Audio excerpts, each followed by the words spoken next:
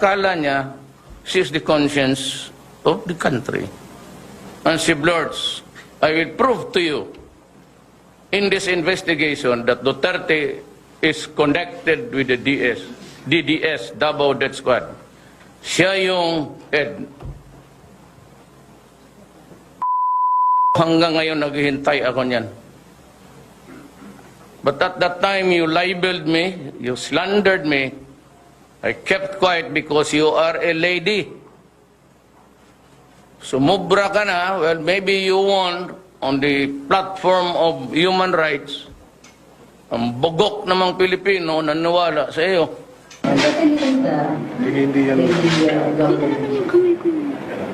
I can because, you know, that's a part of my duty. Okay man ako.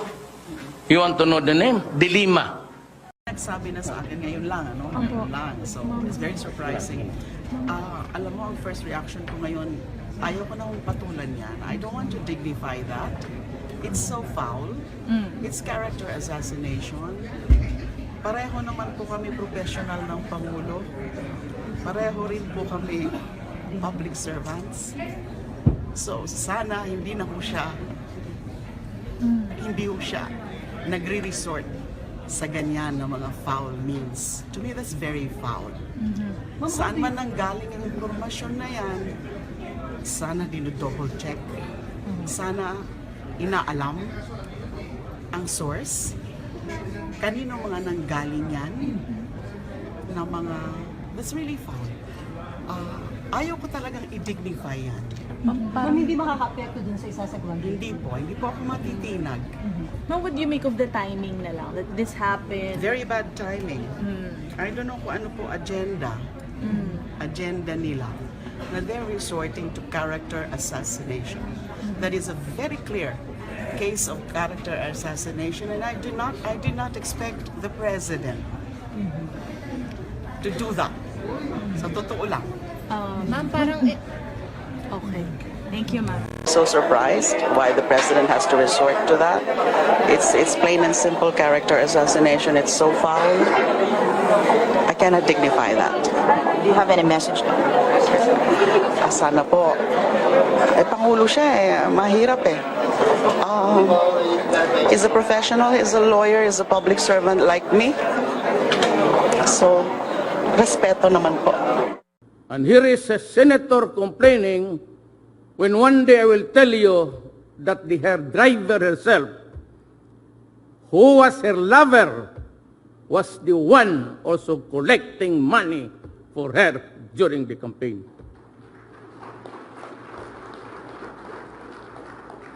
Here is an immoral woman flaunting, well, of course, insofar as the wife of the driver was concerned, it's adultery.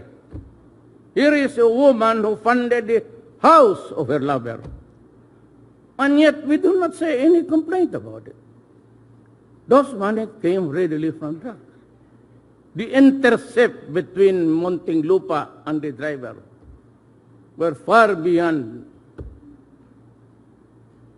making sure that somebody was involved. But in fairness, I would never say here that the driver gave the money to her. But by the looks of it, she has it. Ang kapahirap dito. Namumulit ka posturing when you yourself has a very sordid personal and official life. I will show to you, I have the CD when she first investigated me in Davao for human rights violation. Before the press entering the hotel lobby, she said, I will prove that Duterte is connected with the DDS, Davao Death Squad. Until now, she keeps on yakking, and she has forgotten the tape which I had recorded. I would like her to eat it in my presence. But I cannot do it because it is not an accepted edible food for human beings. What's the problem? We inject politics, only 1,000 died, and you put my country in peril, in jeopardy for the 600 now. Lives wasted, destroyed, families broken, children left, husband and wife together with so many orphans whose parents are alive. Yan ang pinakamahirap dito sa bayan na to. And frankly, one of the things that really prompted me was at the urgings of President Ramos, because he himself, as a matter of fact, knew what was going on. And he came to me repeatedly and said, you run so that you'll have a president from Mindanao and one who can save this nation. President is here, you can ask him. Long before we started the campaign, we already knew what was wrong with the PNP. And I had that's why I had to do something about it. As president, I could not have started my administration with a corrupt Philippine National Police. Alam mo, when I was mayor, and you can ask anybody for that matter, in Davao City was one place where the police, during my time, was protected if they were in the performance of their duties.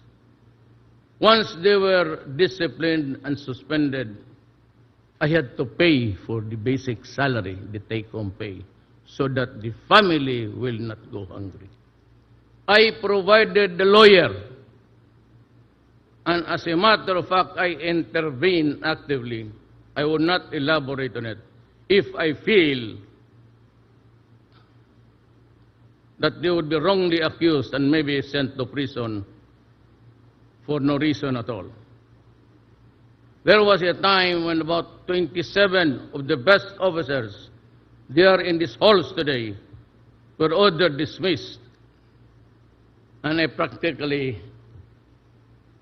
went into a rebellion and said to the Manila government, this decision was not acceptable to me at all. And I stood my path, and I insisted. And that is why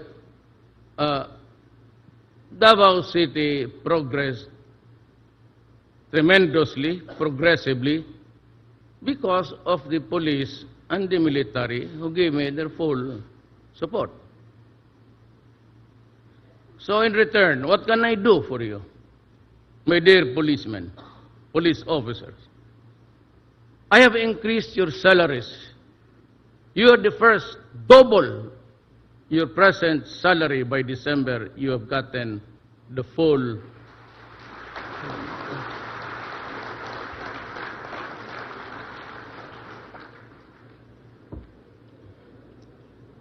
And I included the Armed Forces of the Philippines and the PDEA. Same, working and gambling with your lives, facing criminals. The Philippines is not in its best law and order situation. You're facing so many fronts. I'm facing the Communist Party of the Philippines, and I am talking. We are facing an insurrection, Muslim insurgency in Mindanao. I am talking with the MI and the MN. I tried desperately to talk sense to the Abu Sayyaf, but they refused. And so there's no other way except to destroy them. I have gone out of my way to make the Philippines safe again. I won by a sheer majority of 6 million, which until today appalls me, because I really do not know how I got the 15 million with a 6 million majority from the next neighbor. So I could only think of the many things that I said, but most importantly, I would say that what prompted the audience, the Filipino nation, take notice of what was coming in or out my mouth was this: I will give you a clean government, and it will be so, and it will be done. I promise them I will suppress crime and take control of the drug situation, which was really running wild in our country today. Make no mistake about it. I repeat again for all everybody's consumption. Do not kill if you are not in danger of losing your life. But in effecting an arrest, when there is a violent resistance, because in effecting an arrest, you have to overcome the guy to bring him to the folds of the law. If you cannot bring him to the police station, if you cannot place him under the control of the law, because that is your job, to arrest, which means to overcome the resistance. But if the resistance is violent, thereby placing your life in jeopardy, shoot and shoot him dead.